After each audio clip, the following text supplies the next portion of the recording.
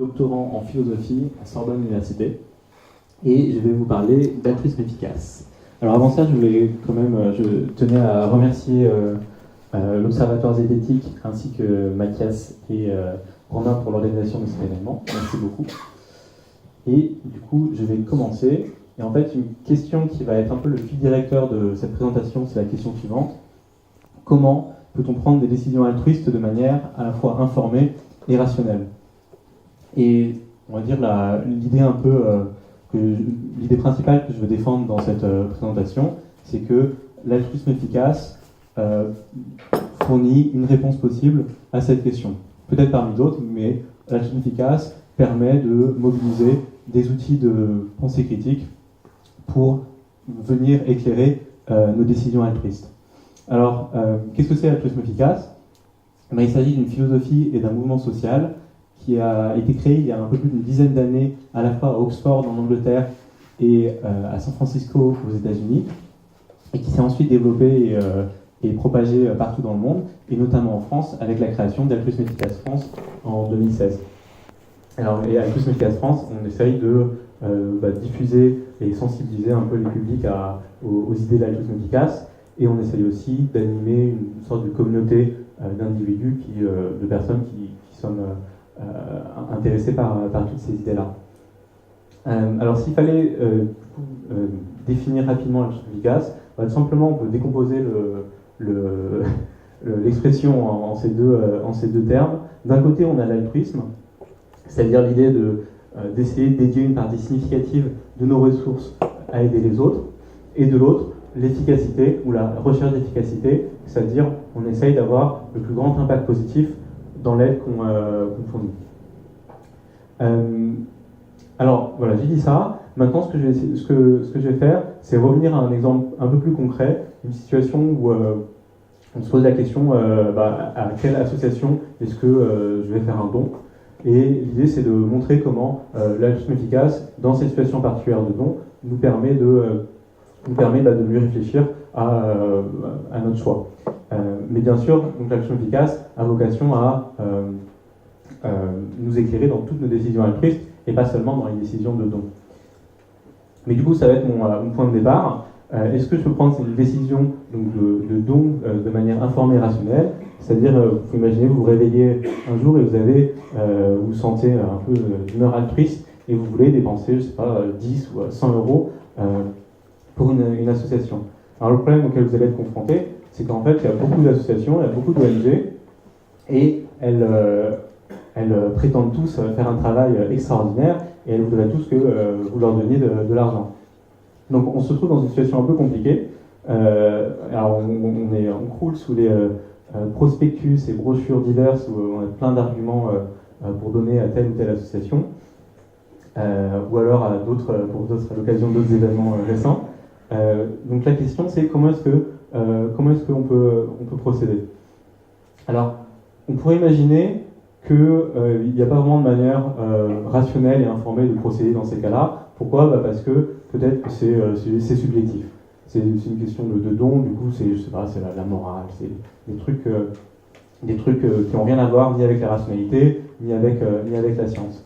On pourrait penser que c'est un choix personnel, on ne peut pas juger, donc on ne peut pas vraiment en discuter de manière critique, ou alors que c'est complètement émotionnel, donc ça dépend de notre ressenti. Ce que je voudrais défendre, c'est d'abord que ce n'est pas forcément le cas. Alors là, je suis un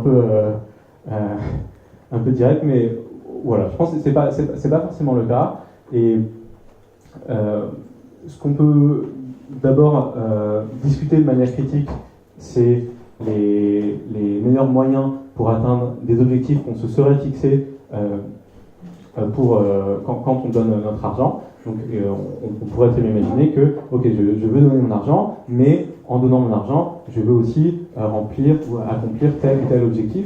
Et dans ce cas-là, on peut discuter de manière tout à fait rationnelle et informée sur quels sont les meilleurs moyens pour remplir l'objectif que je me suis fixé, à quelle association est-ce qu'il faut que je donne pour remplir cet objectif. Donc par exemple, si vous avez un proche qui est décédé du cancer et que par votre don vous voulez, honorer sa mémoire, peut-être qu'un bon moyen d'atteindre cet objectif, ça serait, de donner votre argent à une association de lutte contre le cancer. Voilà, c'est tout bête. Mais je pense qu'on peut aller quand même plus loin et qu'on peut réfléchir de manière rationnelle et informée aux objectifs et aux valeurs qui guident ou qui devraient guider notre don, de manière plus générale, nos actions altruistes. Donc, en un certain sens, c'est assez, on le fait déjà tous, on réfléchit tous aux considérations qui nous poussent à donner pour telle ou telle association. Par exemple, à peu près personne d'entre nous n'a envie de se faire, par exemple, manipuler. Si on reçoit 2 brochures d'associations qui travaillent à peu près qui font à peu près la même chose, dans une d'entre elles, il y a des statistiques précises sur qu'est-ce qu'elles font, leur travail quotidien, et dans l'autre, il y a une énorme photo larmoyante d'un enfant qui est en train de mourir. Bon, et que, imaginons qu'on a été influencé par cette photo-là, et que du coup on donne à cette association, on peut imaginer que quelque chose s'est mal passé. On n'a pas été très rationnel, ou au moins on a un peu, il y a une situation, c'est une sorte de situation d'échec. On n'a pas vraiment respecté les valeurs qui devraient guider notre action altruiste. Pourquoi ? Parce qu'en quelque sorte, on a succombé à nos biais cognitifs. Donc, d'abord, on peut essayer de ne pas se faire manipuler. Mais de manière plus générale, on peut aussi essayer de mettre en cohérence toutes les valeurs et toutes les considérations qui guident notre décision de don. Et ça, c'est pas forcément évident. Parfois, on va donner parce que pour une raison X, et en fait, on se rend compte que dans telle autre situation où on peut agir de manière altruiste, eh ben, on a complètement mis à la poubelle la même considération. Et ça, on peut imaginer, c'est pas très rationnel, ou au moins, c'est pas très cohérent. Donc, on peut au moins essayer d'être cohérent dans notre choix. Alors, bien sûr, quand on aborde ce genre de discussion, on est complètement sorti du domaine du factuel et on discute de valeurs.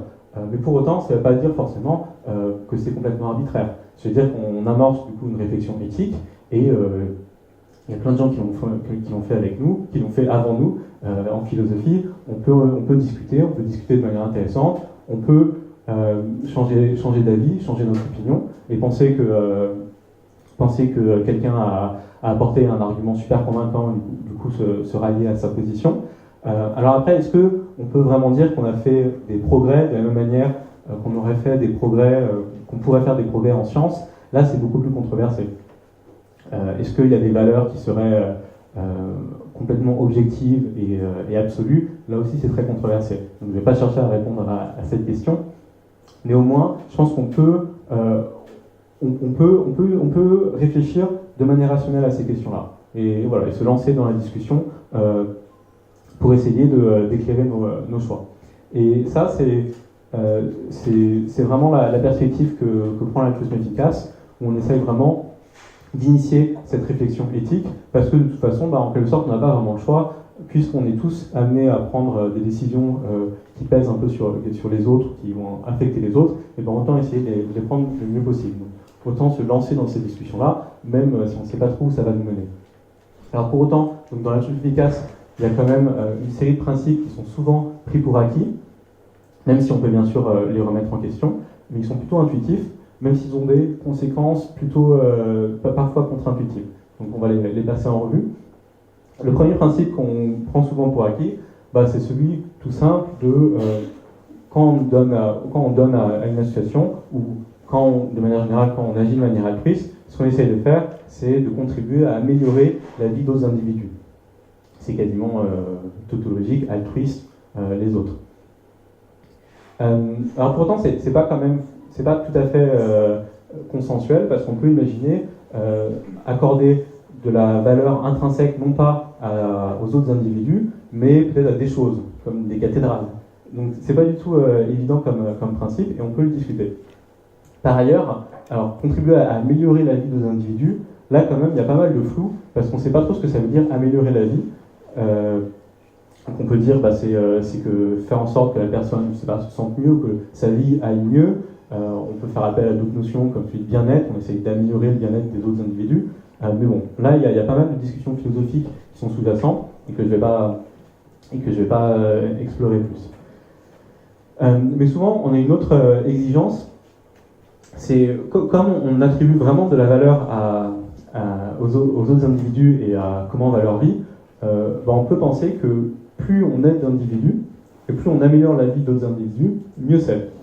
Et ça, c'est l'idée qu'on essaye d'avoir le plus grand impact possible dans nos actions altruistes.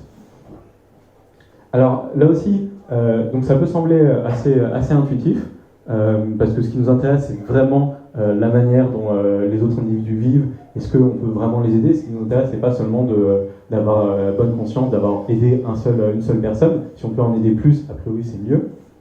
Mais c'est quand même pas évident. Et notamment, alors, il y a un peu de flou sur cette notion de le plus grand impact possible. Bon, parfois, c'est assez facile de comprendre ce que ça veut dire. Si une association, donc dans son travail, dans ce qu'elle fait, dans ses interventions, elle aide beaucoup 10 personnes, c'est juste mieux que si elle aide un peu 5 personnes. Donc là, il n'y a pas de problème. On peut dire que la première association, il faut plutôt donner à la première association plutôt qu'à la seconde. Là, tout va bien. Mais par contre, assez rapidement, bon, on voit qu'il y a quand même des cas qui sont un peu plus compliqués. Est-ce que c'est mieux d'aider un peu 10 personnes ou beaucoup 5 personnes? Donc bon, là aussi, il y a plein de débats philosophiques sur lesquels on pourra revenir. Pour l'instant, je laisse ça un peu de côté. Alors, un autre point important, c'est que quand on parle d'avoir le plus grand impact possible, donc on est en train de se mettre dans la situation où on compare donc, des interventions des différentes associations, mais bien sûr, ces interventions, elles ne vont pas affecter, elles ne vont pas toucher le même public, les mêmes bénéficiaires, donc les mêmes individus. Donc en un sens, quand on choisit de donner à telle association plutôt que telle autre, eh ben, c'est comme si, entre guillemets, on laissait tomber les individus que la seconde association aide. Et ça, c'est vraiment important de réaliser, c'est que quand on est dans une situation où on veut faire un don à une association, mais aussi donc, quand on veut prendre une décision altruiste, on doit toujours faire des choix difficiles comme ça. Pourquoi? Parce qu'on n'a pas des ressources illimitées, on a des ressources qui sont très limitées, donc on ne peut pas aider tout le monde en même temps. Et donc, on est obligé, en choisissant une association, du coup, de ne pas aider d'autres individus. Et ça, on ne peut pas vraiment y échapper. Même si on dit « Ah non, moi je trouve que c'est vraiment complètement immoral », dans tous les cas, le fait que vous donniez à telle association plutôt que telle autre, ça veut dire que vous faites un choix, même s'il est inconscient. Donc le mieux, c'est d'essayer de le faire de la manière la plus informée possible. Alors, le troisième principe, c'est celui d'impartialité dans les décisions qu'on va prendre. L'idée, c'est tout simple, c'est qu'on essaye d'être juste. C'est-à-dire que quand on essaye d'attribuer le même poids à tous les individus qu'on peut potentiellement aider. On n'a pas envie de faire de discrimination arbitraire en fonction, je sais pas, de la religion, du genre ou de nationalité. Parce que ça serait une discrimination complètement arbitraire. Et donc pas pertinent éthiquement. Alors, si on suit un peu jusqu'au bout ce principe d'impartialité, ça peut avoir des conséquences assez contre-intuitives. Par exemple, être impartial, on peut imaginer que ça implique être impartial aussi envers les individus qui ne sont pas encore nés, mais qui vont naître peut-être dans 5 ans, dans 10 ans, ou dans 100 ans, ou dans 1000 ans. Donc ça veut dire toutes les générations futures. Ça veut dire qu'il faut, dans le choix qu'on fait de à qui donner, il faut aussi prendre en compte les intérêts des générations futures. Et ça, c'est pas forcément évident. Une autre conséquence contre-intuitive, c'est que on peut penser que si on veut être vraiment impartial, eh ben, on ne devrait pas non plus faire de discrimination purement sur la base de l'appartenance à certaines espèces. Et donc ça veut dire qu'il faudrait aussi prendre en compte les intérêts des animaux, au moins les animaux qui sont sentients, c'est-à-dire ceux qui sont capables d'avoir des expériences affectives positives ou négatives. Donc en gros, ils sont capables de souffrir. Donc ça, c'est aussi une autre conséquence contre-intuitive qui semble découler assez naturellement du principe d'impartialité. Alors, donc une fois qu'on a tous ces 3 principes, qu'est-ce qu'on fait avec? Tout bêtement, dans notre situation de don, ça semble impliquer qu'on veuille donner à l'association qui a tout simplement le plus grand impact positif dans les interventions qu'elle met en place. Alors ça, plus particulièrement, ça veut dire que... ça vient un peu trop tôt. Ça veut dire que il faut se préoccuper de ce que l'association peut faire dans ses interventions avec l'argent que nous, on va lui donner. Et du coup, en d'autres termes, il faut ce qu'on appelle raisonner à la marge. C'est-à-dire que quand on va prendre notre décision, on ne considère pas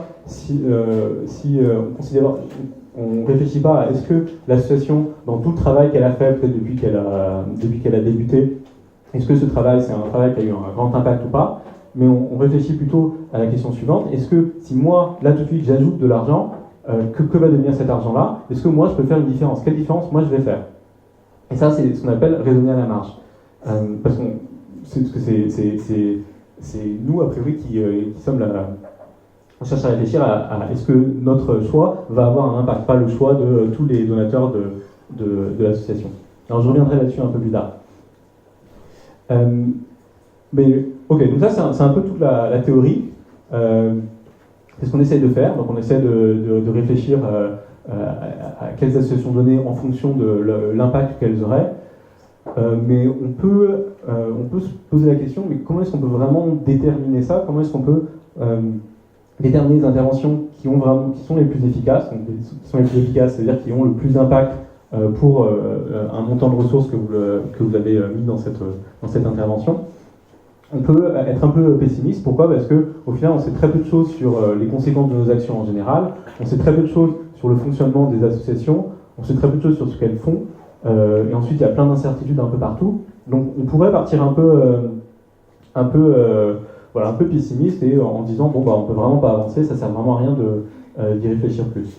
Donc, ce que je voudrais montrer, c'est que bah on a quand même des outils qu'on peut mobiliser pour venir éclairer notre décision. Donc on peut prendre une décision informée.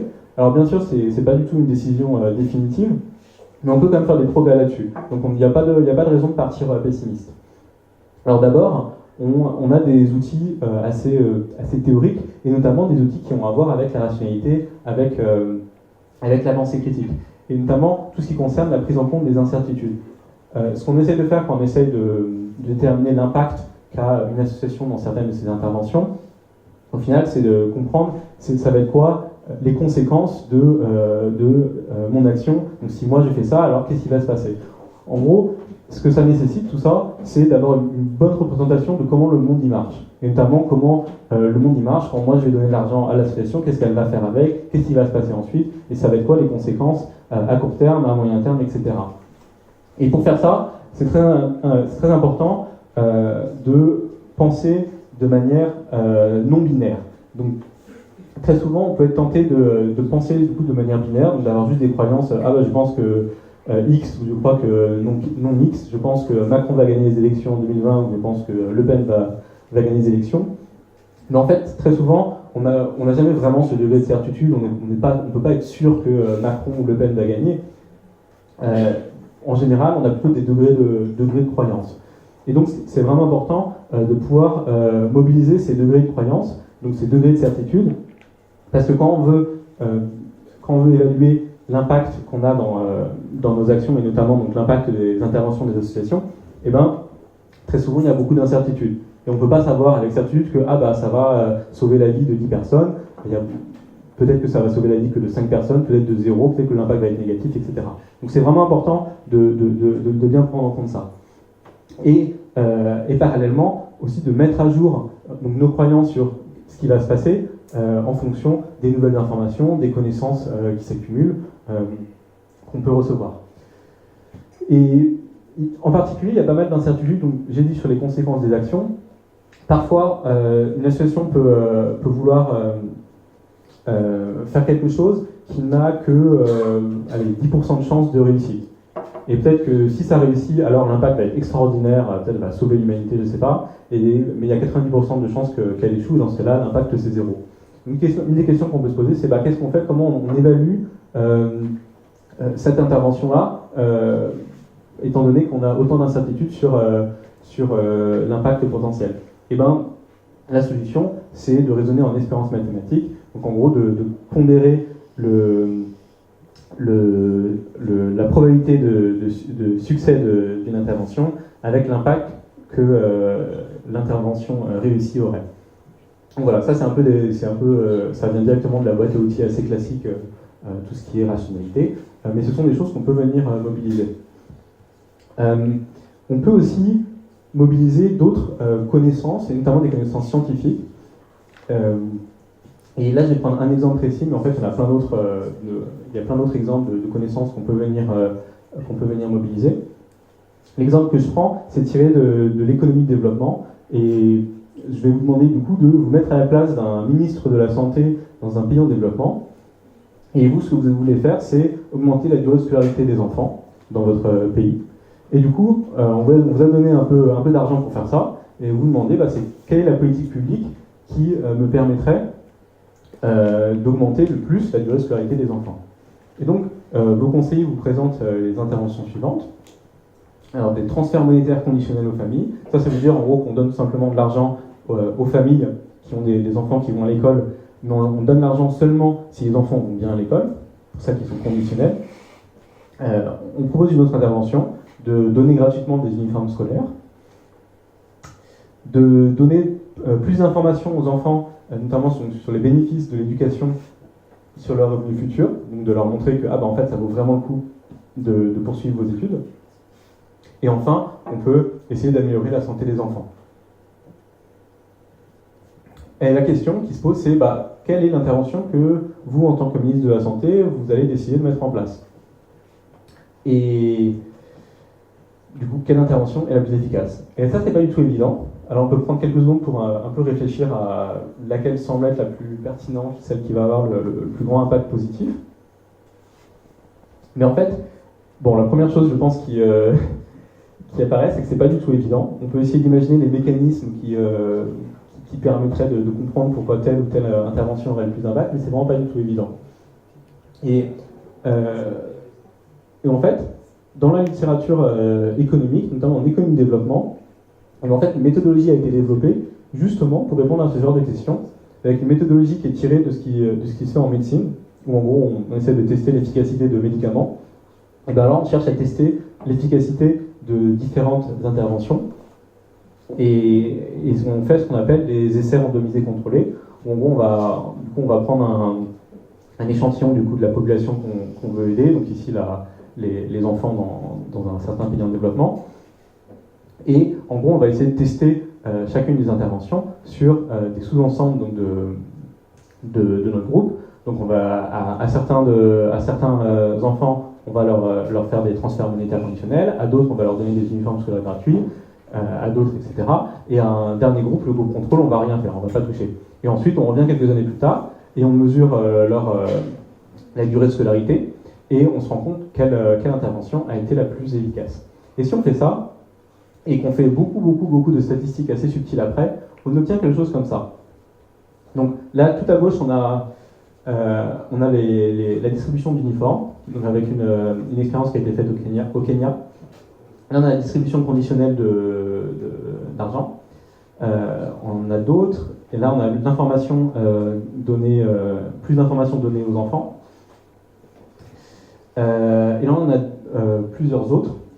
Et on se rend compte qu'il y a des très grosses différences d'impact, sachant qu'en ordonnée, on a le nombre d'années supplémentaires d'éducation pour $100 dépensés dans l'intervention. On se rend compte qu'il y a des grosses différences d'impact, et notamment que cette intervention-là, donc il s'agit d'une intervention donc de santé, la distribution de fer et de vitamine A beaucoup plus d'impact que les autres. Donc on voit aussi qu'il y a des très grandes différences entre chacune d'entre elles.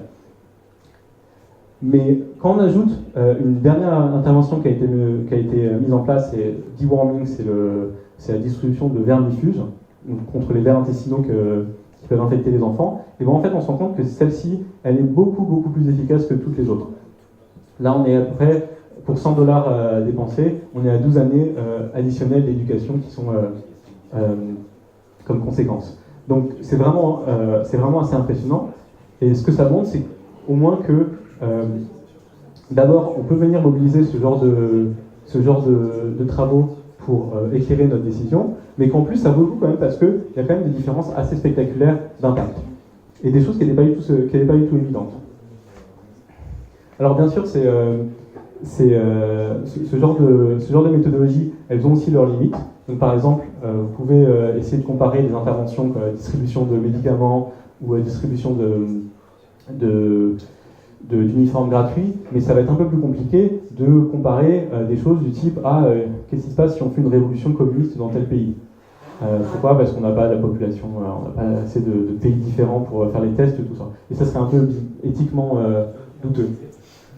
Donc, ce que ça montre en tout cas, c'est que voilà, ce genre de méthodologie, ça a des limites. Il y a une autre limite qui est souvent mentionnée, c'est le problème de la validité externe. C'est-à-dire que ces études-là, elles sont faites dans un pays en particulier. Là, donc, précédemment, vous avez vu à chaque fois, il y avait le nom du pays dans lequel ça a été fait. Et une question qu'on peut toujours se poser, c'est dans quelle mesure est-ce que ça va être vrai quand on va implémenter l'intervention dans un autre pays. Donc là, ça, c'est des questions ouvertes. Et ça, c'est des difficultés. C'est-à-dire qu'il ne faut pas juste compter sur ce genre d'études. Mais il faut aussi mobiliser d'autres ressources, d'autres connaissances scientifiques disponibles. Notamment en sciences sociales, il y a plein de choses qu'on peut venir mobiliser. On peut venir, notamment des études de cas en histoire, on peut mieux comprendre par exemple comment se développent des mouvements sociaux. Ça va être particulièrement intéressant pour comprendre les erreurs du passé. Si vous voulez, par exemple, développer un mouvement écologiste qui aurait du succès, peut-être qu'il faut voir qu'est-ce qui n'a pas marché dans le passé, qu'est-ce qui a freiné d'autres mouvements sociaux, pour apprendre les leçons. Donc, tout ça pour dire, voilà, il y a plein d'outils qui sont disponibles pour venir éclairer nos décisions. Mais il y a quand même un problème, c'est que il y a beaucoup d'interventions différentes qu'on pourrait vouloir évaluer de cette manière-là. Et du coup, c'est à la fois très complexe de venir tous les évaluer, et surtout, ça prend beaucoup de temps, beaucoup trop de temps. Du coup, ça serait bien d'avoir des moyens de nous simplifier la tâche. Et c'est là où on peut utiliser ce qu'on appelle des heuristiques, c'est-à-dire des sortes de raccourcis cognitifs, des manières de raisonner qui nous permettent d'aboutir à un résultat assez rapide, mais le résultat est plutôt approximatif. Donc il faut toujours prendre le résultat avec des pincettes, mais c'est quand même assez intéressant, et ça nous permet de faire des progrès assez rapidement. Alors, quel type d'heuristique on pourrait imaginer dans notre situation? Une heuristique possible, ça pourrait être, il faut plutôt favoriser les associations, donner aux associations qui travaillent dans les pays en développement. Pourquoi? Pour au moins deux raisons. D'abord, les personnes qui vivent dans les pays en développement sont en moyenne, par définition, beaucoup plus pauvres que celles qui vivent dans les pays riches. Donc ça veut dire qu'a priori, on peut les aider plus fortement. Et par ailleurs, c'est beaucoup moins coûteux d'intervenir dans des pays pauvres, parce que la main-d'œuvre locale est beaucoup plus bon marché, etc. Donc ça peut être une bonne raison de justifier ça peut être une bonne justification de cette heuristique. Alors dans le mouvement de l'altruisme efficace, souvent il y a un autre ensemble d'heuristiques qui sont utilisées, un ensemble de 3 heuristiques. Et en fait, ce sont des heuristiques qui vont porter non pas sur chaque intervention, mais plutôt sur ce qu'on peut appeler des problèmes, ou en gros des grandes causes, auxquelles appartiendrait l'intervention. Donc si par exemple votre intervention,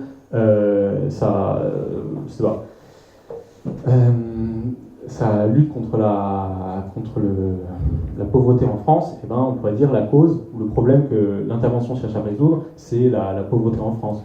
Alors d'autres problèmes ou d'autres causes de ce genre-là, ça peut être le réchauffement climatique, les inégalités scolaires, le problème des conditions de vie des sans-abri en France, etc.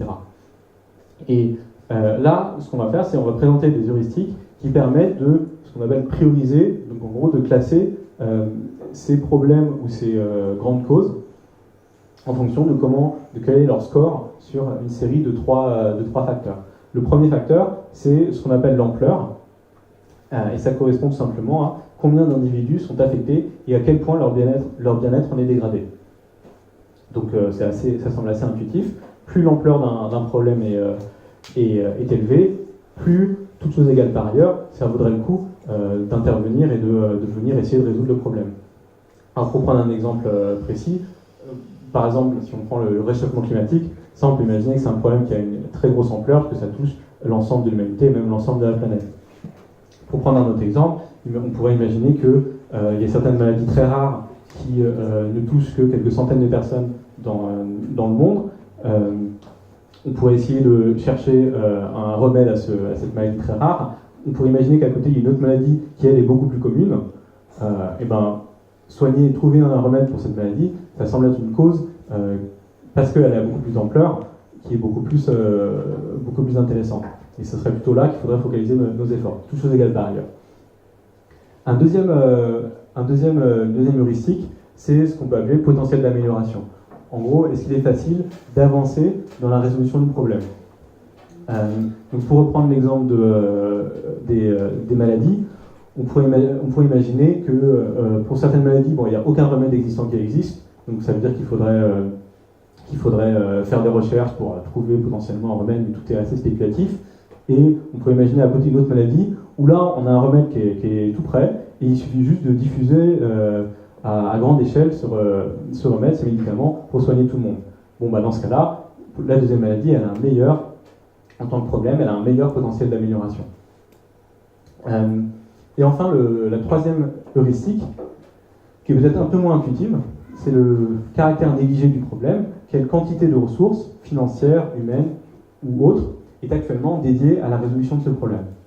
Alors, l'idée derrière cette heuristique, c'est que, a priori, plus il y a de monde et plus il y a de ressources qui sont déjà dépensées pour réduire un problème, et ben, plus votre contribution à vous va être marginale et va être assez mineure. C'est un peu ça rejoint un peu ce qu'on disait sur le raisonnement à la marge. Et pour reprendre l'exemple des maladies, encore une fois, on peut imaginer que vous vouliez, on puisse envisager rechercher un remède pour une maladie. S'il y a déjà 10 équipes de recherche qui sont sur le coup, qui essayent de chercher des remèdes, bah, ça va être un peu moins prometteur que s'il n'y a qu'une seule équipe de recherche. Dans ce cas, vous serez la deuxième et on a l'impression intuitivement que votre impact va être nettement supérieur.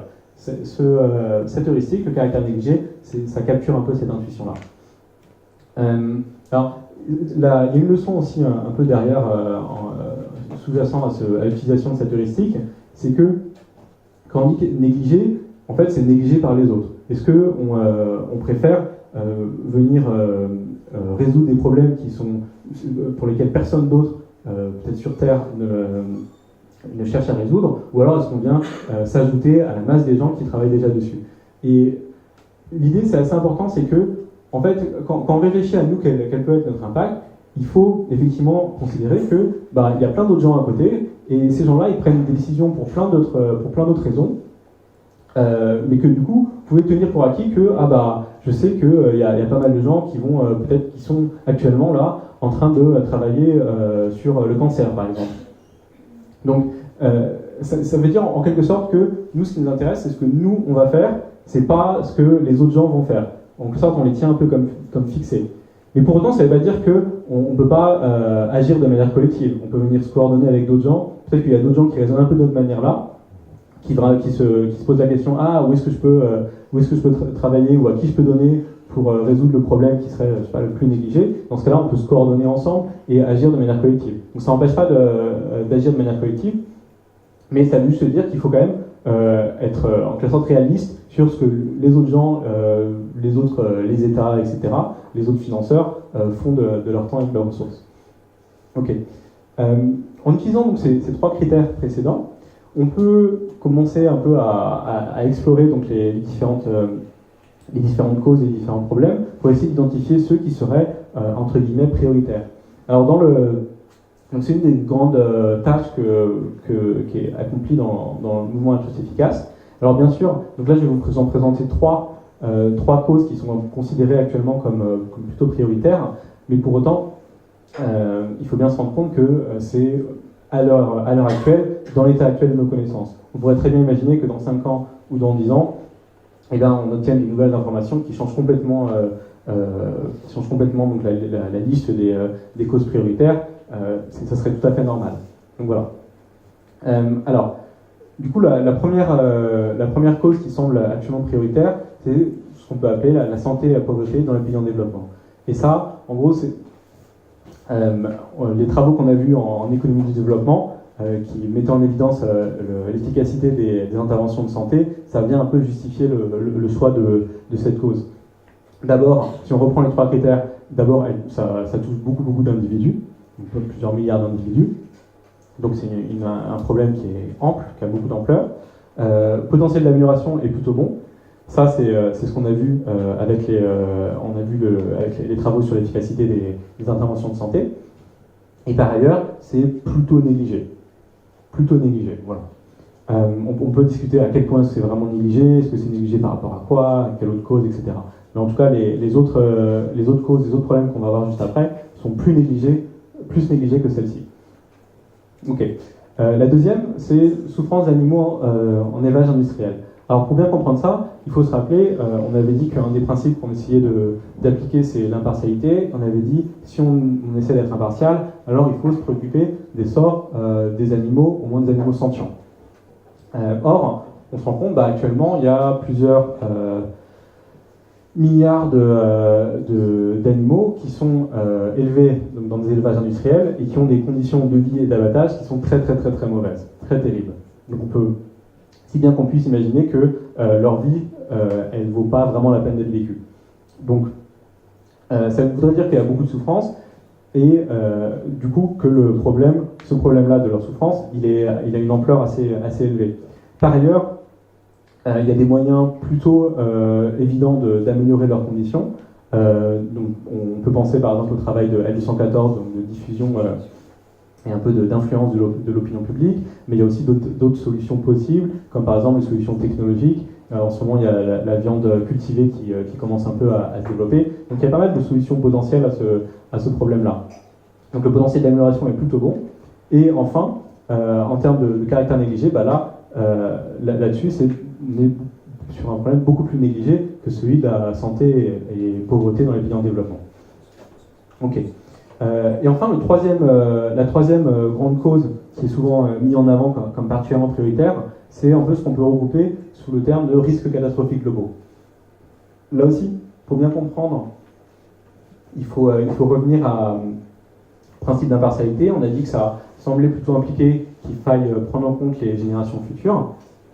Or, il y a plein de catastrophes potentielles, de risques de catastrophes, qui mettraient ou bien en danger la survie de l'humanité et du reste de la planète, ou bien qui entraîneraient des masses de souffrance dans les années à venir.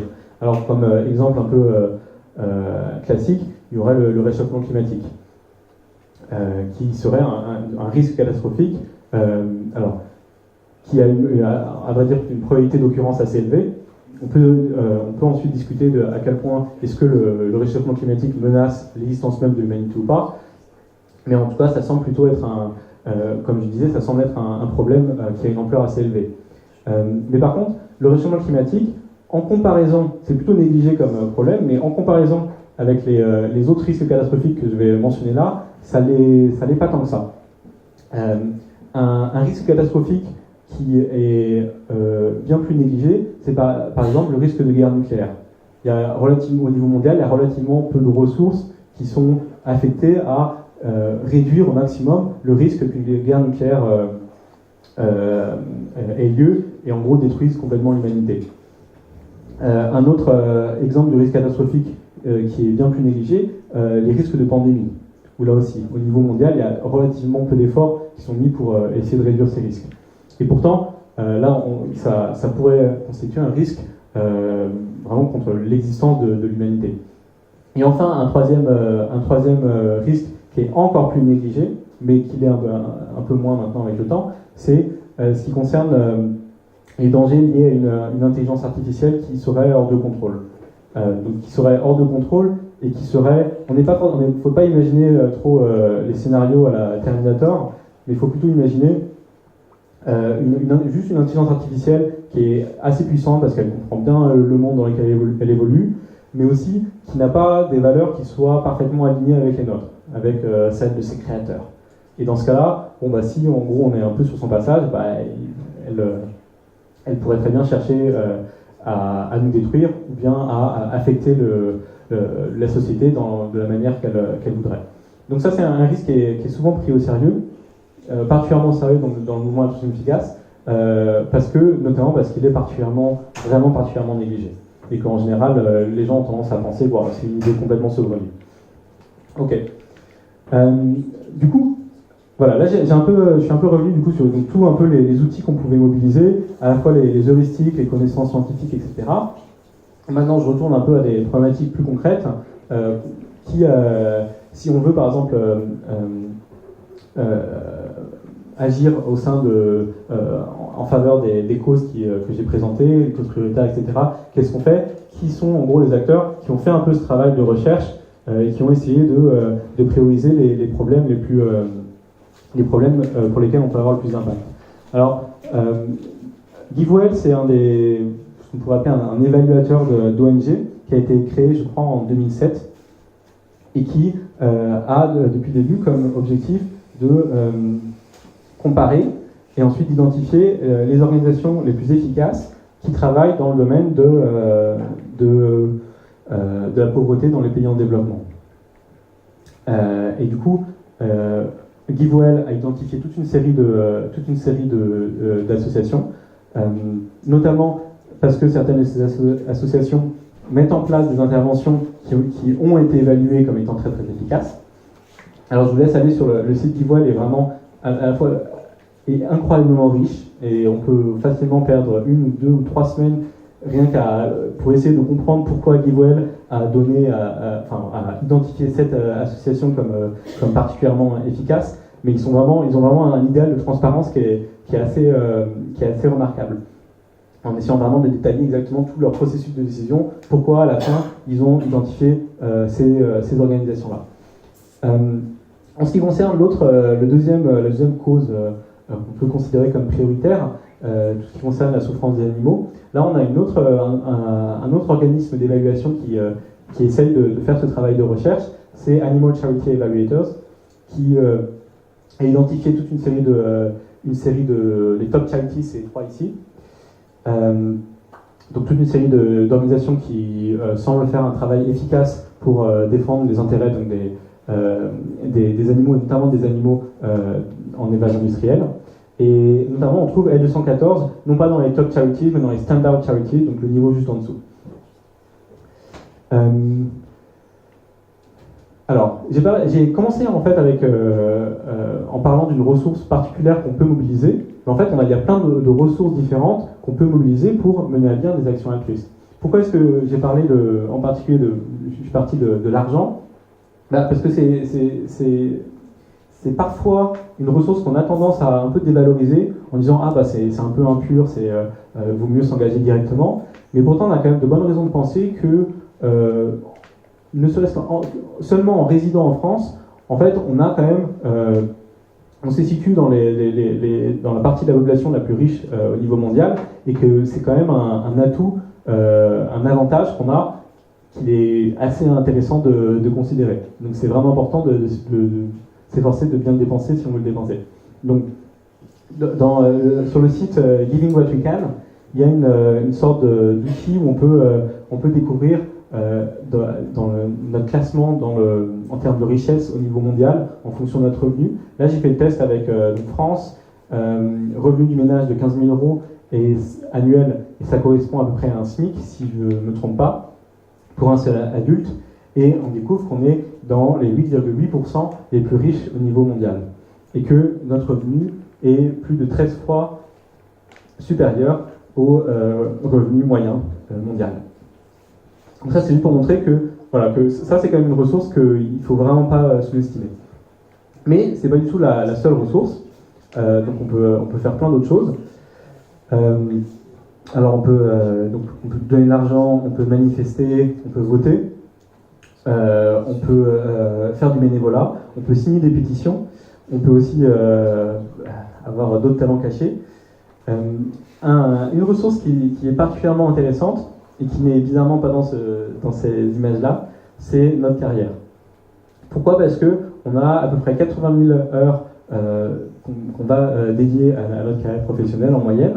Et donc, si on arrive à choisir une carrière professionnelle qui a un impact plus élevé qu'une autre, et bien, au final, on peut vraiment réussir à avoir un impact assez élevé tout au long de notre vie. Et pour ceux qui ne sont pas particulièrement intéressés par le choix d'une carrière professionnelle qui soit à la fois altruiste et efficace, je vous réfère au site 80,000 Hours, donc 80 000 heures, du nombre d'heures qu'on a dans une carrière professionnelle en moyenne tout au long de notre vie, et qui propose un guide de carrière qui est assez bien fait avec tout un ensemble de critères qu'on peut essayer de prendre en compte pour décider de où est-ce qu'il faudrait qu'on travaille pour avoir le maximum d'impact, et aussi avoir une vie qui soit pour soigner aussi notre propre bien-être aussi, parce que c'est important d'être bien dans sa peau si on veut aider les autres. Alors pour revenir un peu justement sur ces critères de choix de carrière, on peut d'abord faire une distinction entre l'impact direct et l'impact indirect, disons. Donc pour l'impact direct, ça serait tout simplement le bien qu'on fait directement par notre travail. Si par exemple on est chirurgien et qu'on est amené à faire des opérations qui sauvent des vies, et ben on pourrait imaginer que tout au long de notre carrière, on sauve peut-être une centaine ou 200 personnes directement. D'un autre côté, l'impact indirect, comme son nom l'indique, c'est l'impact qu'on a indirectement. Imaginez par exemple que vous êtes simplement l'assistant d'un chercheur, mais le chercheur est très très bon, et vous êtes aussi un très bon assistant. Et du coup, en fait, ne serait-ce qu'en aidant le chercheur va chercher, va trouver des choses qui ensuite vont avoir un impact très positif, il se pourrait bien que être assistant d'un chercheur, ça a un impact énorme. Ça serait un exemple d'impact indirect élevé. Un autre exemple, ça pourrait être par exemple tout ce qui concerne les activités de lobbying. Si vous faites du lobbying pour des causes nobles et que vous arrivez effectivement à changer la loi, vous pourrez comme ça avoir un impact assez énorme. Et là, l'impact semble plus indirect. Mais il faut quand même prendre en compte une chose qui est importante, donc qu'on peut appeler le raisonnement contrefactuel. Et l'idée, c'est quand on réfléchit à quelle carrière professionnelle choisir, il faut réfléchir de manière contrefactuelle, c'est-à-dire déterminer si quelqu'un d'autre m'aurait remplacé et s'il aurait fait un travail de qualité équivalente. Alors si on reprend l'exemple du chirurgien, quand on prend le chirurgien, l'étudiant en médecine au début de sa carrière, qui réfléchit à est-ce que je vais devenir chirurgien, effectivement il peut avoir en tête le fait qu'il y a plusieurs centaines de personnes qu'il va pouvoir aider tout au long de sa vie. Sauf que, si c'est pas lui qui devient chirurgien, c'est qui devient chirurgien? Eh ben, c'est la personne suivante dans le classement au concours, je sais pas, d'internat. Et a priori, on a plutôt de bonnes raisons de penser que, disons, il n'y a pas de raison de penser que la personne suivante sur la liste ferait du travail de moins bonne qualité que vous. Donc en fait, ça veut dire que, contrefactuellement, l'impact que vous avez en tant que chirurgien, il peut s'avérer en fait plutôt faible et même nul. Parce que, tout simplement, si c'est pas vous qui devenez chirurgien, c'est quelqu'un d'autre, et ce quelqu'un d'autre, a priori, fait le même travail que vous. Alors, c'est pas forcément le cas pour tous les différents boulots qu'on peut imaginer, et c'est ça qui est particulièrement intéressant. Ensuite, l'idée, c'est, en gardant bien ça en tête, de choisir de faire un travail où, si c'est pas nous qui le faisions, peut-être personne ne le ferait, ou peut-être ce serait quelqu'un bien moins compétent que vous. Donc ça, c'est des choses auxquelles il faut réfléchir. Et je vais finir sur l'exemple un peu d'une manière assez particulière d'avoir un impact dans son travail. Et ça montre aussi que c'est pas du tout évident de déterminer quelles carrières sont a priori ont le plus d'impact. Et parfois, on peut être assez étonné des résultats, et c'est aussi souvent une question de chance. Donc, ça, c'est Stanislas Petrov, qui est mort en 2017, et il a fait toute une carrière dans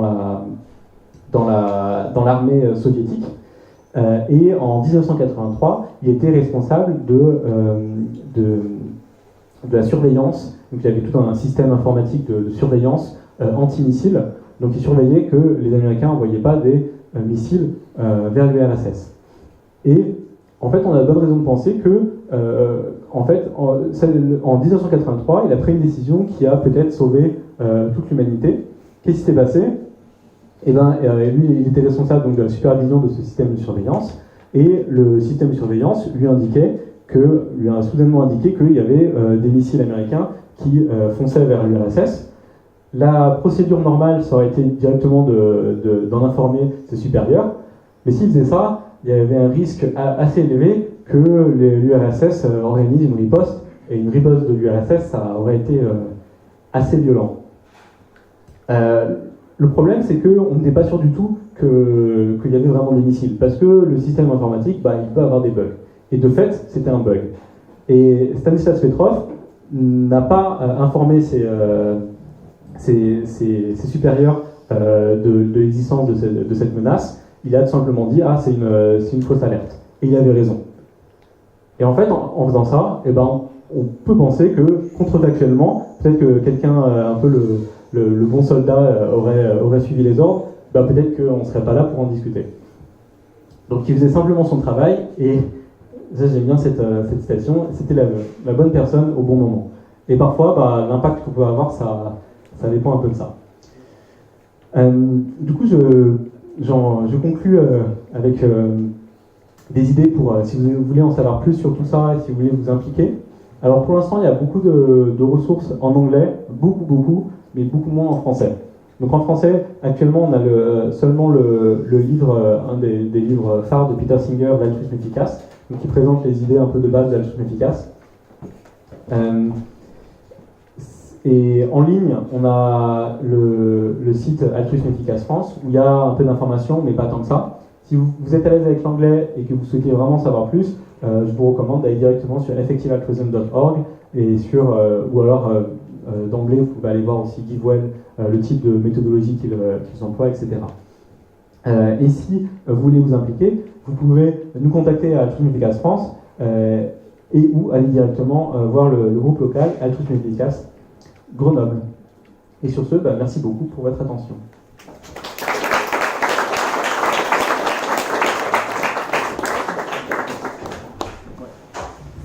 On va passer aux questions.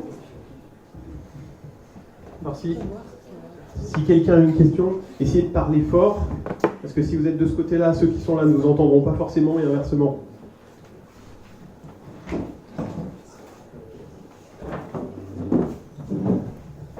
Oui, mais...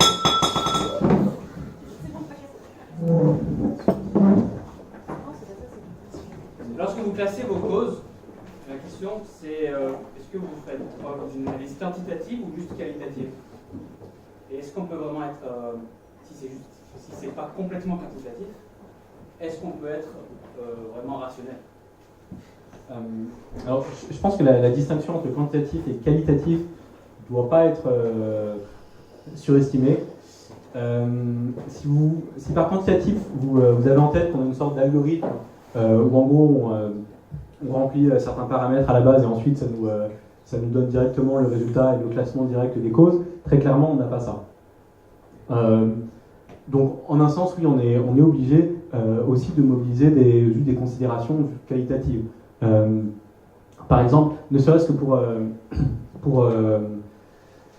l'exemple que j'ai pris avec les interventions de distribution d'uniformes ou ayant trait à la santé, on ne peut pas directement prendre juste directement les chiffres que nous donnent les études. Pourquoi? Parce que ça, c'est des conséquences de l'intervention sur la durée des études, mais on peut imaginer qu'il y a aussi des conséquences à plus long terme. Ces conséquences à plus long terme, elles peuvent être positives, elles peuvent être aussi négatives. Elles peuvent être positives parce que, de manière générale, on a envie que les gens soient en bonne santé, ça augmente leur bien-être, mais ensuite ça veut dire qu'elles peuvent plus facilement travailler, ça provoque le développement économique, etc. On peut penser que c'est positif. Mais par ailleurs, par exemple, pour donner juste une considération qui va à l'encontre de ça, surtout dans des pays en développement, plus les personnes s'enrichissent, plus elles vont, par exemple, manger de la viande, ou élever plus d'animaux. Et dans ce cas-là, il y a un effet négatif. Et alors là, la question c'est est-ce qu'on peut quantifier ça? Idéalement, si on était complètement omniscient, on pourrait attribuer un nombre, puis ensuite on ferait un calcul. Dans l'état actuel des choses, c'est pas possible du tout. Et du coup, c'est quoi la GiveWell, ça sert à quoi? Parce que si c'est pas quantitatif, c'est complètement objectif. C'est un mec doigt levé qui dit ça c'est bien, ça c'est pas bien, il donne le résultat. Je ne comprends pas à quoi ça sert de passer par un comparateur s'il n'y a rien de quantitatif derrière, ça sert à rien de pas un comparateur, autant filer son fric n'importe où, c'est pareil. Je suis un peu en dedans. Hein. Il a pas dit qu'il n'y avait rien. Il a dit Ouais. c'est pas complètement. C'est pas ce qu'il a dit à la fin. Il a dit on ne peut pas utiliser du quantitatif. C'est pas 100% C'est combien de pourcents quantitatif? Non, les genres d'études qu'on a vues, c'est des études qui sont directement mobilisées pour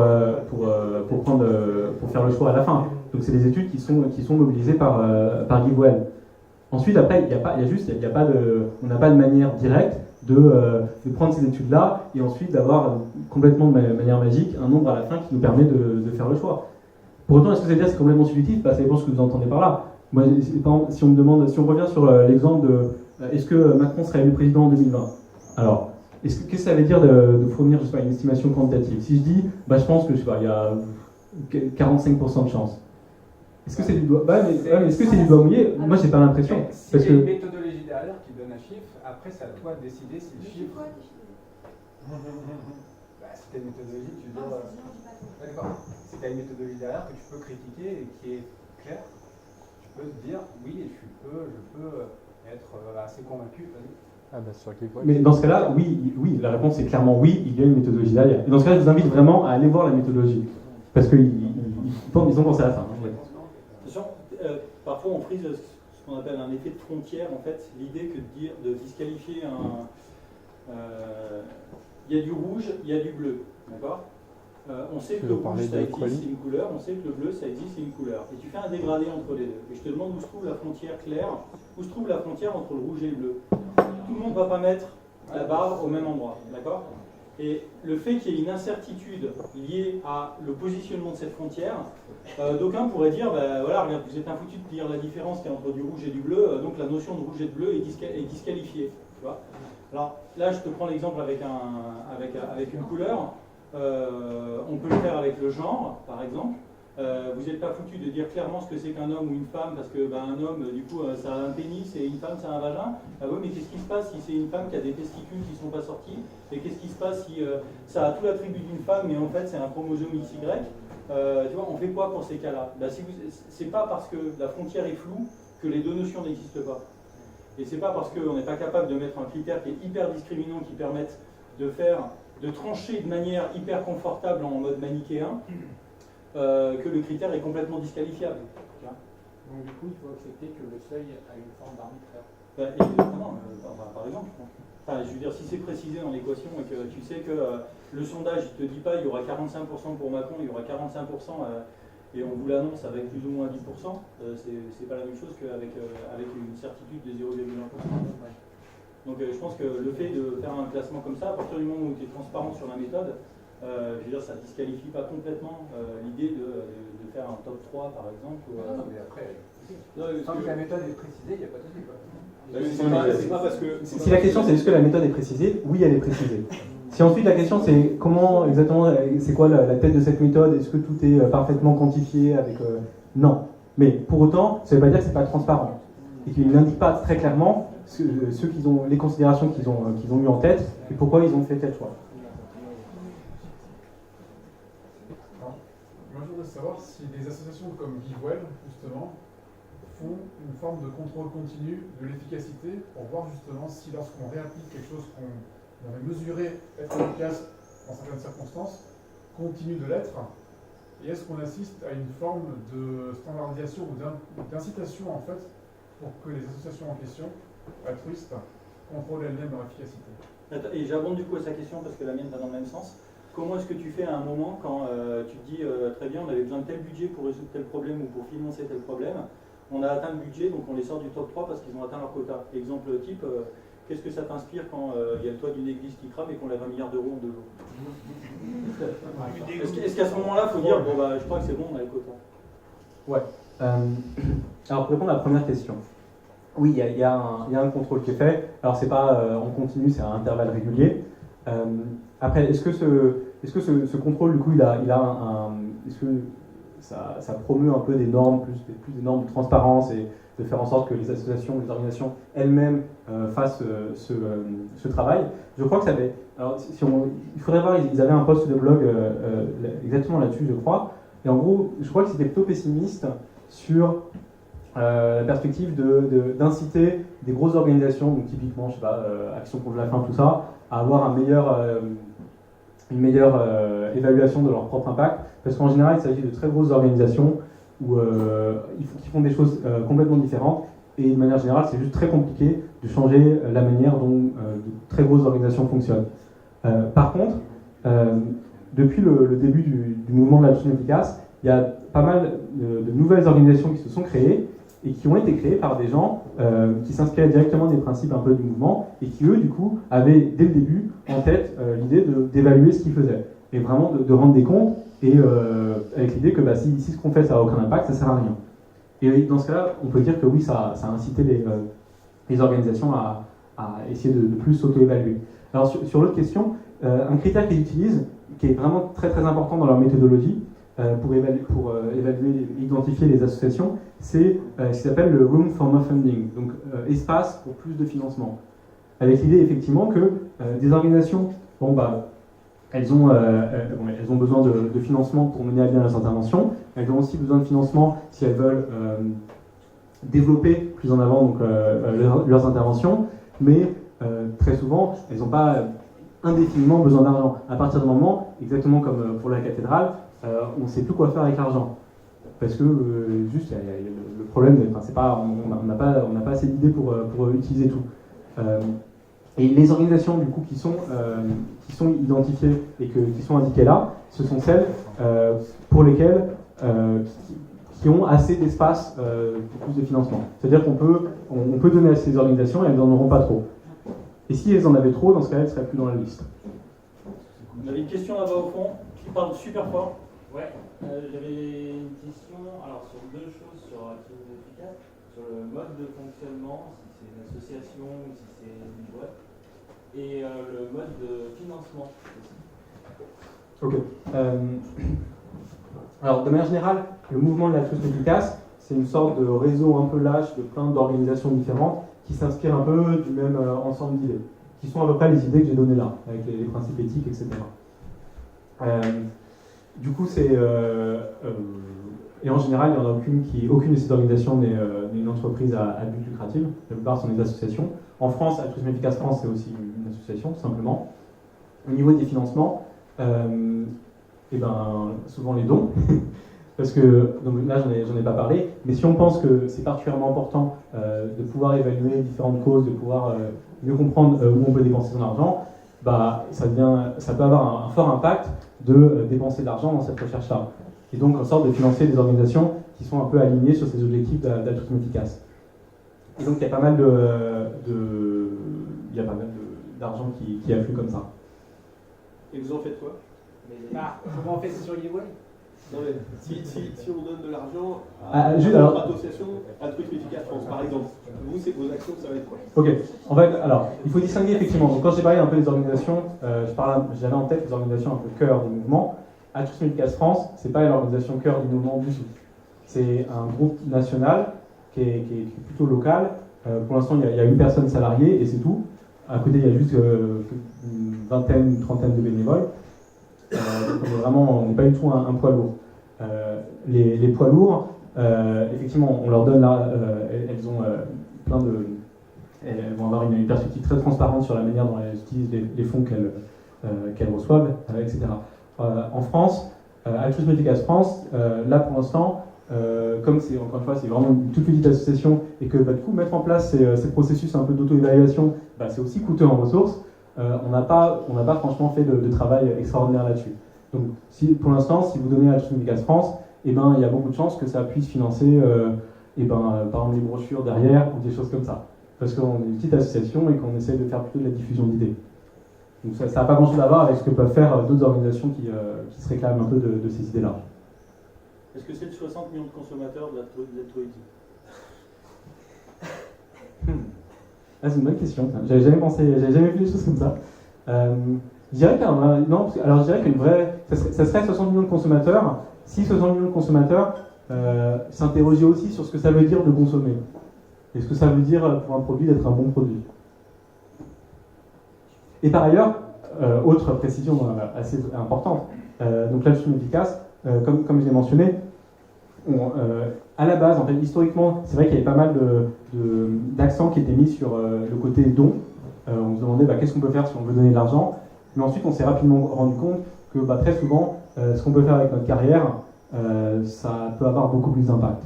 Dans ce cas-là, on n'est plus du tout sur du qu'est-ce qu'on fait avec notre argent, on est vraiment, ok, j'ai ma vie, je peux faire ça ou ça dans ma vie, où est-ce que je vais avoir le plus d'impact? Et alors, par exemple, faire une carrière qui rapporte beaucoup d'argent pour donner une partie de cet argent, ce serait plus efficace que d'avoir une action directe. Si tu fabriques des bombes nucléaires, non? Si elles font jamais utiliser, oui. Il n'y a pas de réponse générale à ça, ça va dépendre des cas. Mais déjà, en fait, de répondre, ça va dépendre des cas, c'est assez. Il y a beaucoup de gens qui diraient non, on peut pas, par principe, on ne peut pas bosser pour quelque chose qui a un impact direct négatif. Mais en fait, si Si on a en tête les idées que j'ai présentées, on se rend compte qu'en fait, non, on pourrait imaginer qu'on ait un impact direct qui soit négatif, mais qu'on ait un impact indirect qui soit incroyable. Et c'est notamment encore dans ce cas si on est à peu près sûr que donc on bosse dans une boîte qui fait des mauvaises choses, mais si on est sûr que la personne derrière nous qui aurait le travail, elle ferait des choses encore pires, peut-être même que dans ce cas-là, c'est intéressant de rester dans la boîte et d'essayer de jouer un peu le grain de sable pour essayer de faire. Il y a plein de possibilités qui sont envisageables et il n'y a pas de réponse générale à ces questions. Trois questions. Très fort, un peu plus fort. J'ai trois questions, je vais essayer d'être concis pour chaque question. Donc, première question, donc, pour revenir au qualitatif quantitatif, j'ai l'impression que pour l'instant on a fait une distinction entre des choses qu'on peut calculer et des choses qu'on ne peut plus calculer. Mais il y a aussi le fait qu'on parle de quantités qui ne sont pas forcément comparables. Et je voudrais savoir si tu avais des choses en plus à dire par rapport à ça. Donc, par exemple, on peut choisir, donc imaginons une association qui œuvre pour l'éducation, et puis en fait on va dans un pays en développement et on apprend aux gens l'anglais ou le chinois.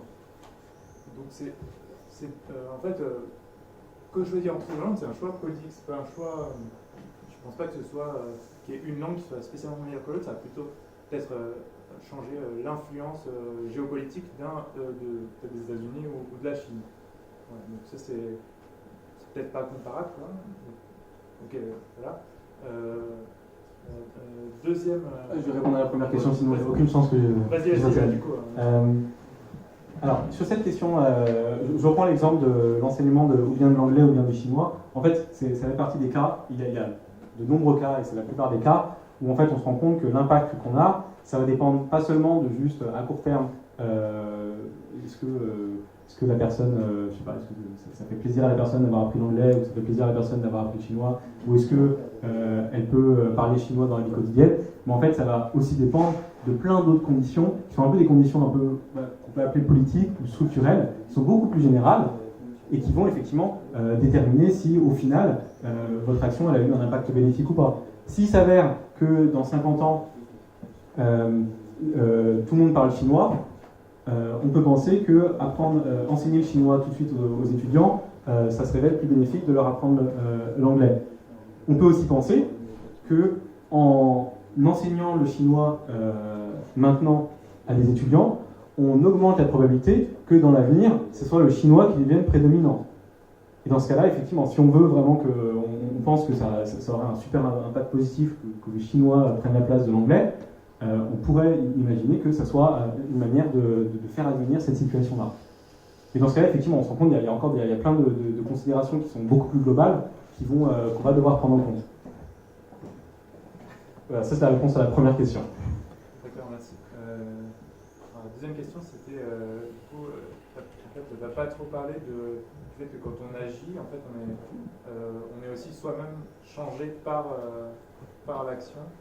Par son action, donc ça peut être par exemple des gens qui en donnant de l'argent se rachètent une bonne image auprès du public, ou quelqu'un qui exerce un métier et qui est du coup désensibilisé, par exemple un soldat qui va être complètement blasé devient indifférent à la violence à force de tuer des gens. En agissant, on est changé soi-même par son action. Est-ce que ça c'est pris en compte? Ouais, Qu'est-ce que vous avez à dire là-dessus? Ouais, en fait c'est pris en compte et c'est assez marrant parce que c'est justement une des autres considérations qu'il faut prendre en compte dans le cas de est-ce que je veux travailler, est-ce que je vais faire un travail qui a un impact direct super négatif. Allez, imaginons que je suis en train de réfléchir à est-ce que je veux devenir banquier et trader, me faire un max d'argent avec l'idée que je vais redonner 90% de mon salaire. Dans ce cas-là, on pourrait penser peut-être qu'effectivement ton impact net il est quand même super positif. Même si tu fais des choses qui sont vraiment pas géniales dans ton impact direct, l'impact indirect que tu peux avoir avec l'argent que tu donnes sera super positif. On pourrait imaginer ça. Sauf que, là effectivement il y a une considération à prendre en compte, c'est que, en fait, si je deviens banquier, peut-être que ça va aussi transformer la personne. Peut-être que effectivement je risque de traîner avec des gens qui ont cette mentalité de banquier. Je sais pas trop c'est quoi la mentalité de banquier, mais peut-être c'est pas la même mentalité d'altruiste qui donne 90% de leur salaire. Et dans ce cas-là, je risque fort juste de perdre complètement mes convictions. Et ça, c'est une vraie raison, une vraie considération à prendre en compte dans le choix qu'on va faire. Si on pense que peut-être qu'on est facilement manipulable, peut-être qu'il vaut mieux s'éloigner de ce genre de travaux.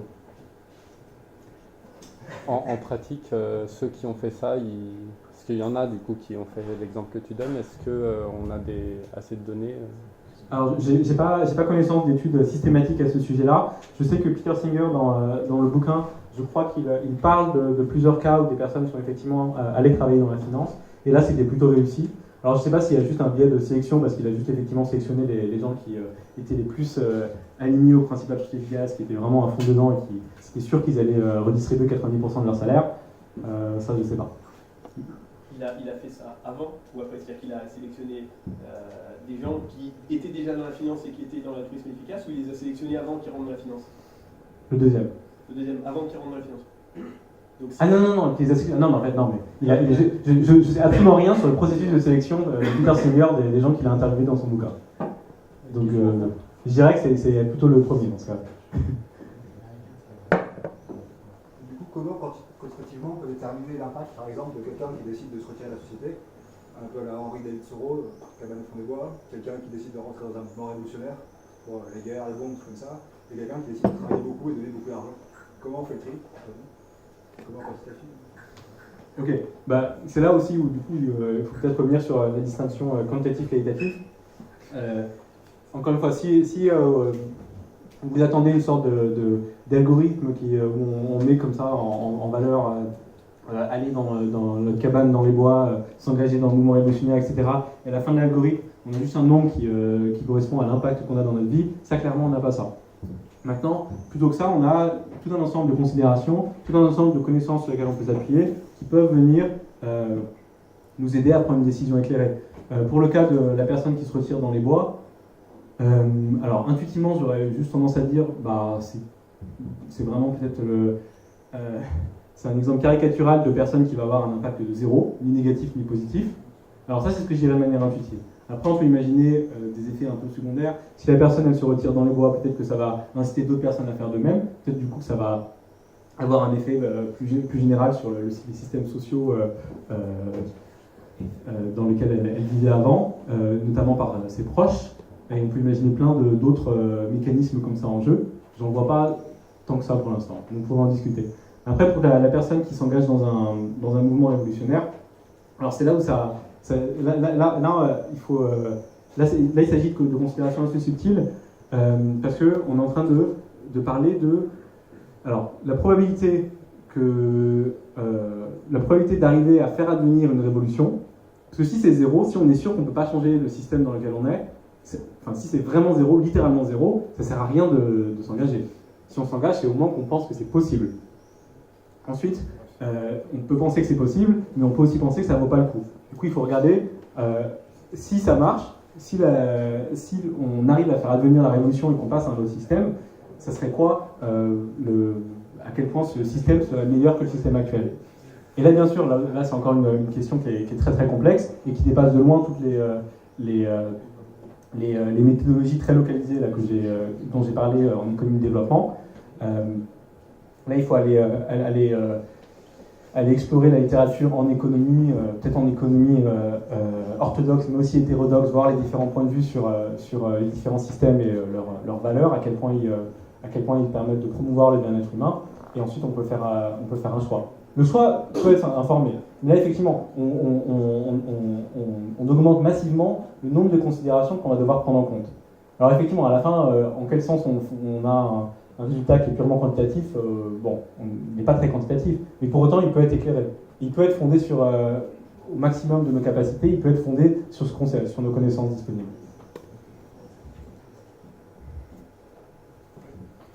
J'ai une remarque, mais c'est peut-être plus une remarque politique que zététique. J'ai l'impression que l'altruisme efficace tel qu'il a été présenté, en fait, ça devrait plutôt s'appeler l'altruisme individuel efficace. Parce que tel que tu l'as présenté, en fait, c'est toujours comment moi, à mon échelle individuelle, je peux prendre des décisions les meilleures possibles, mais tout seul.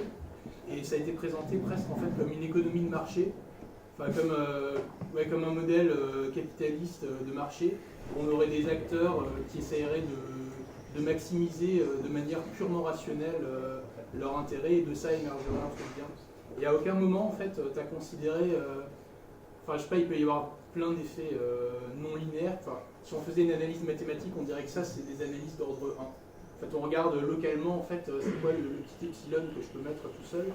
Et en fait, quand on se réunit en groupe, en société, finalement, on peut adresser des effets beaucoup plus puissants que ça. Enfin, ça, c'est une vision politique, quoi. Et pourquoi pas l'altruisme collectif efficace? Enfin, je sais pas si tu as déjà pensé à ça. Ouais. C'est une des remarques assez classiques qu'il y a pour, à propos ou contre l'altruisme efficace. De manière générale, maintenant, de plus en plus de poids qui est mis sur cette dimension collective. Dans la dernière conférence sur l'altruisme efficace, il y avait une des personnes les plus investies dans le mouvement, William MacAskill, disait effectivement que l'altruisme efficace, ça devrait être une démarche vraiment collective. Alors sur cette question de est-ce que l'altruisme efficace c'est juste individuel, donc je pense qu'il faut bien distinguer deux problèmes, ou au moins deux éléments. D'un côté, c'est une vérité toute simple, et là c'est pas politique, c'est juste complètement factuel, que les actions qu'on décide, c'est juste les actions de nous. Au final, je ne peux pas décider, je ne peux pas déterminer de quelle manière vous allez vous comporter, du moins pas directement. La seule personne que je contrôle directement, c'est juste moi, c'est le pantin articulé que je suis. Ça, c'est la première chose. Donc, en un sens, oui, c'est individuel. Mais c'est individuel comme ça devrait bien être individuel, parce qu'effectivement, nos décisions, on les prend de manière individuelle, au final. Maintenant, ça ne veut pas dire qu'on ne peut pas se coordonner. Ça ne veut pas dire qu'on ne peut pas décider « Ah, je vois que tu partages plein de valeurs avec moi, peut-être qu'on peut réfléchir ensemble et peut-être déterminer une action qui, si on entreprend collectivement, tous les deux, va avoir un impact énorme, va avoir un impact qui est bien plus supérieur à si tous les deux, on avait simplement, dans notre coin, entrepris nos actions individuelles. » Et donc, l'altruisme efficace, ça n'implique pas du tout de négliger ces actions collectives. Et au contraire, on peut imaginer que tous ces ensembles, tout le mouvement de l'altruisme efficace, c'est bien basé sur l'idée qu'on peut agir de manière collective. Parce qu'on observe bien une sorte de division du travail. Il y a des gens qui vont faire des recherches. GiveWell, ils font des recherches sur les ONG. Mais bien sûr, pourquoi ? Parce que tout le monde ne pourrait pas faire ces recherches tous ensemble. Ils ne pourraient pas passer toute leur vie à faire ces recherches. Donc on se divise le travail. Vous allez faire de la recherche. Vous allez peut-être vous allez travailler dans une grande entreprise pour gagner beaucoup d'argent. Peut-être que d'autres vont faire du travail direct, du travail de militants, d'activistes. On se divise le travail et on agit de manière collective, en se coordonnant. Et là, il n'y a pas de problème, il n'y a aucune contradiction. Mais après, c'est aussi un fait que souvent, c'est difficile de se coordonner avec d'autres gens. On ne partage pas les mêmes valeurs que les autres gens. Là, moi, actuellement, dans la société, je ne pense pas que je partage mes valeurs avec plus de 10% de la population.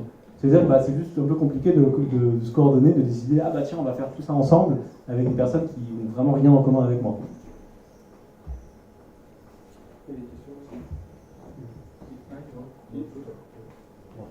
Juste pour revenir très brièvement sur la question de l'objectivité, Florent a donné tout à l'heure l'exemple de la zone bleue et de la zone rouge et qu'il n'y a pas de frontière qui soit... le fait que la frontière soit floue, ça ne met pas en question l'existence des zones.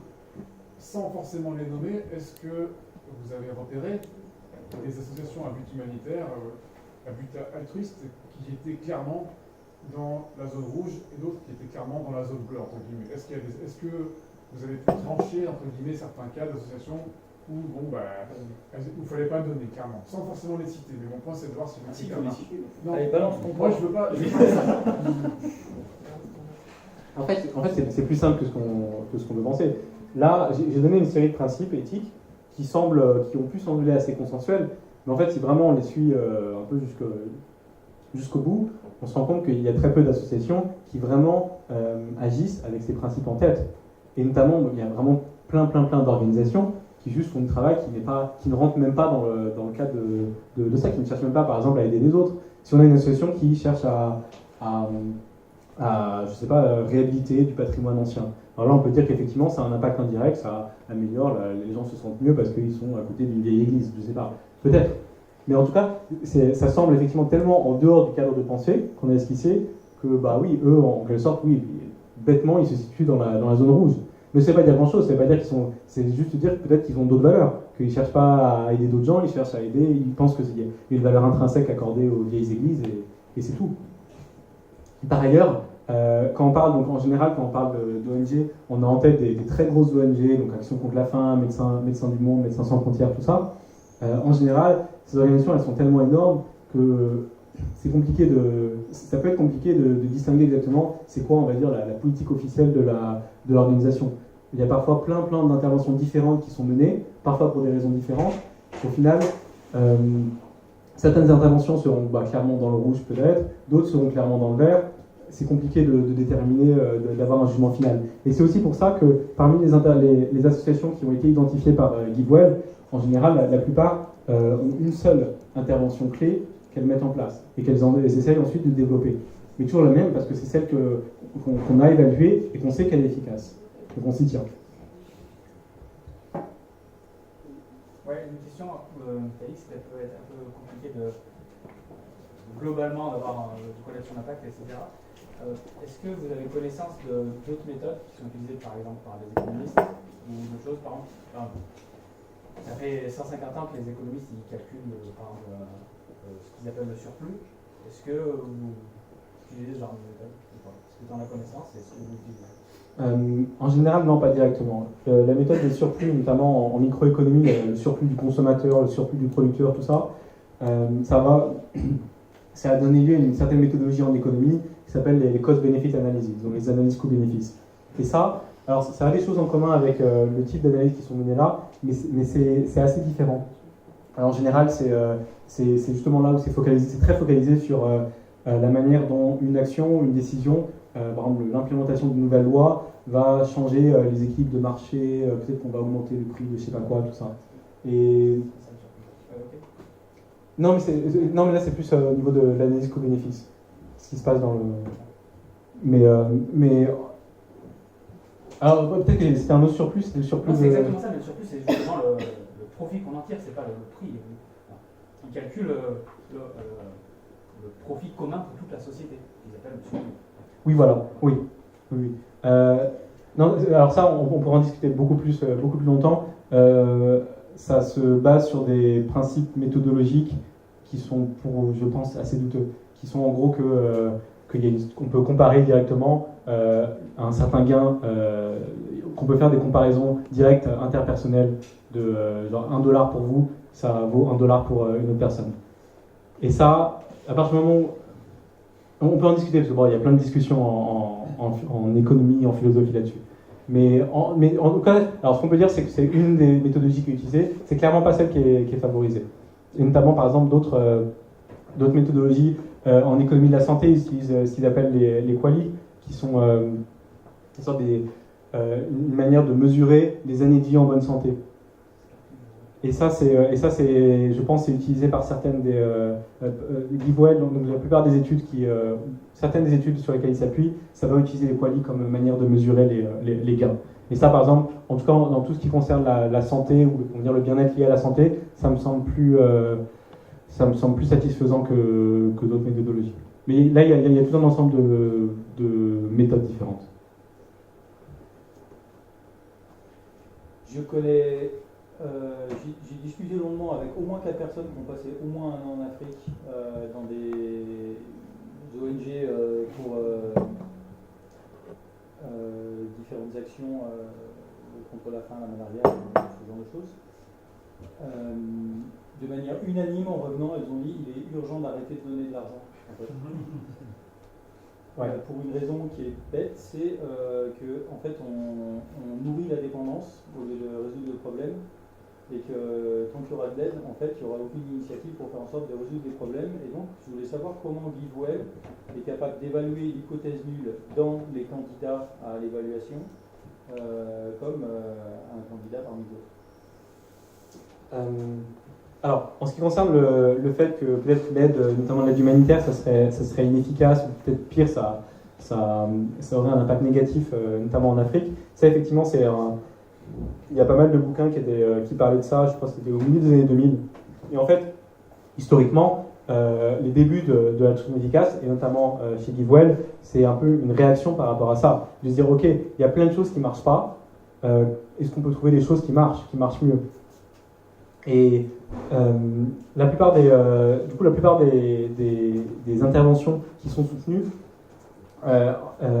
et la plupart des associations qui sont soutenues, elles font attention à opérer dans des États où en fait très clairement, donc dans des pays où l'État est juste complètement défaillant. Et dans ce cas-là, il y a, souvent la critique qui est faite, c'est que vous apportez une aide humanitaire, mais du coup vous remplacez l'État et vous empêchez un État un peu, vous empêchez la sécurité sociale d'apparaître, etc. Et tout ça.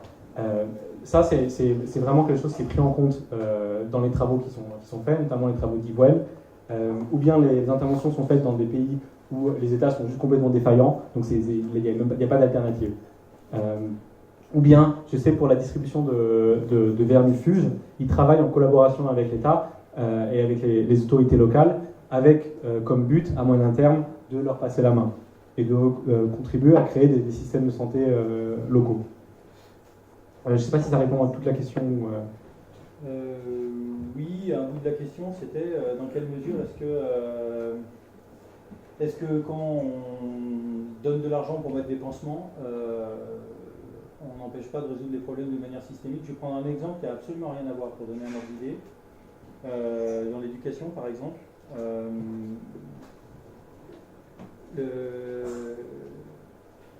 moi, il y a des associations à qui je donne, par exemple la Mozilla Foundation ou Wikimedia ou ce genre de choses, qui font de l'éducation et qui font de l'éducation non commerciale et libre. Donc l'idée, par exemple, les initiatives sur le logiciel libre, par exemple, moi je trouve que c'est un truc qui est extrêmement important. Je ne sais pas, peut-être j'ai un biais parce que je fais du soft, mais fabriquer de l'indépendance, et moi il me semble que c'est une piste qui n'est pas à ignorer, quoi. De l'indépendance en termes logiciels, alors. Non, l'indépendance, très large. C'est-à-dire, est-ce que dans mon altruisme, l'idée c'est de. Ouais, c'est ce principe-là. Je pense qu'on a tous ce principe en tête. Après, en pratique, comment ça se concrétise, c'est beaucoup moins facile. Qu'est-ce que ça veut dire quand vous êtes en train d'imaginer des interventions comme distribuer des moustiquaires, distribuer des vermifuges? Qu'est-ce que ça veut dire exactement de dire est-ce que là j'apprends à pêcher aux gens ou alors est-ce que je leur distribue des poissons? Dans les faits, c'est pas facile de savoir si on fait l'un ou l'autre. Et bon, il y a bien sûr, c'est surtout une sorte de continuum. Et il n'y a pas cette idée d'indépendance, de faire en sorte d'autonomiser les bénéficiaires de l'aide comme une sorte de principe cœur dans la gestion efficace. Mais par contre, très clairement, dans la mesure où si on rend quelqu'un indépendant, on permet en gros, c'est comme si on l'aidait en fait à très très long terme. Dans la mesure où rendre quelqu'un indépendant, ça entraîne de l'aider à très long terme, c'est quelque chose qui a toute sa place c'est une considération qu'il faudra prendre en compte quand on va décider de quelle intervention choisir. Donc voilà. Alors je vais clarifier mon objection, c'était dans quelle mesure est-ce que je ne vois pas en fait là de problématiques qui prennent vraiment le problème à la racine. Par exemple, exemple de type, le problème politique moi il me semble qu'il y a un gros problème, une grosse partie du débat qui se centre autour de l'éducation, de fabriquer de l'autonomie de pensée, et encore une fois c'est peut-être un biais parce qu'à l'Observatoire d'esthétique on est hyper soucieux de fabriquer des gens qui sont capables de réfléchir de manière autonome et de pointer les biais, et d'intervenir dans des endroits où justement ces carences-là puissent trouver un peu de matière à se nourrir l'esprit, pour ne serait-ce qu'avoir ce genre de réflexion-là. Ouais. Donc c'est-à-dire l'idée c'est de, encore une fois, on parle est-ce que en deçà de ces actions sur lesquelles on peut donner de l'argent pour résoudre des problèmes qui sont hyper pragmatiques, il y a des considérations qui sont beaucoup plus larges, à savoir quand est-ce qu'on peut fabriquer de l'autonomie, de l'influence politique, ou ce genre de choses, quoi. Il y a ces considérations-là, mais toujours en gardant vraiment en tête que l'objectif final, c'est pas juste de créer de l'autonomie pour créer de l'autonomie. Au final, on veut vraiment que ça puisse impacter positivement les gens, soit maintenant, soit les générations futures. Et c'est pour ça, Givewell, par exemple, si vous lisez leur guide méthodologique, il parle pas mal des effets secondaires de tout ce qui est les interventions de santé. Un effet secondaire, c'est de pouvoir, et je crois qu'il utilise exactement ce terme, le empower, donc d'autonomiser les personnes bénéficiaires à plus long terme en tout simplement leur donnant les moyens d'avoir une vie qui n'est pas juste déterminée par la maladie qu'ils ont et qu'ils subissent. Et ça, mine de rien, ça a des vrais effets à long terme sur leur vie. D'abord, ça augmente complètement leur bien-être tout au long de leur vie, mais ça veut dire ensuite qu'ils vont pouvoir entreprendre plein de choses. Ils vont pouvoir aider leur communauté locale, développer donc, l'économie, participer politiquement aux prises de décisions collectives, etc. Donc, ça, il y a plein de considérations comme ça qui sont prises en compte. Et juste pour revenir sur l'idée d'un changement de système, une sorte de vision d'ensemble, quand on parle donc de la cause, tout ce qui est cause animale et élevage industriel, là, la plupart des interventions qui sont envisagées, c'est des interventions qui visent vraiment à en sorte changer de système, à faire en sorte qu'il n'y ait plus des élevages industriels où les animaux ont des conditions de vie aussi terribles. Et ça nécessite des changements de société, donc de vraiment changer la manière dont l'opinion publique perçoit ce type de traitement. Ça implique aussi peut-être de faire du lobbying auprès des pouvoirs publics et aussi auprès des grandes entreprises, de l'industrie de la viande, par exemple. Et là, on est vraiment en plein dans l'idée de changer vraiment de système. Du coup, là, ça va reparler des vermifuges et de la malaria. Et comment, dans ce cas-là, par exemple, on arrive à séparer le cas de sauver les gens maintenant et ce que vous avez dit au début, du coup, de l'intérêt des générations futures? Ouais, ça, dit comme ça, c'est un problème philosophique. Ça veut dire que d'un côté, on a des gens qui existent maintenant, on peut soit on va dire, augmenter leur bien-être, ou bien on peut les empêcher de mourir, donc sauver leur vie. C'est quelque chose de bien qu'on veut faire. On peut aussi entreprendre des actions qui vont bénéficier plein de générations futures. Le choix entre les deux, derrière, il y a des vraies questions, on va dire, conceptuelles, philosophiques, pas du tout évidentes. Et ça va dépendre vraiment de vos valeurs, etc. Non, parce que ce que je voulais dire quand même, c'est que, parce que là, je vois qu'il y a des gens aussi, en ce moment, il y a quand même pas mal d'inquiétudes autour de l'écologie, mais aussi d'autres trucs, comme la population, par exemple, d'autres choses, et qu'il y a un peu un risque systémique global que ça casse la gueule, plus ou moins, clairement. Et du coup, c'est ça que j'ai les générations futures. C'est comment, en fait, comment poussant tout de suite, en voulant fixer tous les problèmes qui existent actuellement, absolument tout, sans laisser comme proposer la personne là-bas, les gens en fait localement régler leurs problèmes, et c'est dur, hein, c'est des crises généralement, des choses comme ça, c'est pas quelque chose qui est facile à voir, tu vois. Mais quelque part pousser un peu un système pour qu'il se tombe de beaucoup plus haut. Et comment c'est pris en compte ça par exemple? Ouais, donc ça c'est l'idée un peu classique qu'on retrouve aussi qu'on retrouvait chez les marxistes en promouvant des réformes, on empêche l'avènement d'une vraie révolution. Du coup, en quelque sorte, c'est aller vers le pire pour ensuite faire advenir le mieux possible. Ça, c'est effectivement c'est assez controversé que ça puisse marcher. En général, effectivement, dans l'état actuel, dans le mouvement Altus Efficace, on n'a pas vraiment ce genre de... Il n'y a pas beaucoup de discussions autour de ce genre de raisonnement, parce que je pense qu'intuitivement, la plupart des gens pensent que c'est pas très convaincant.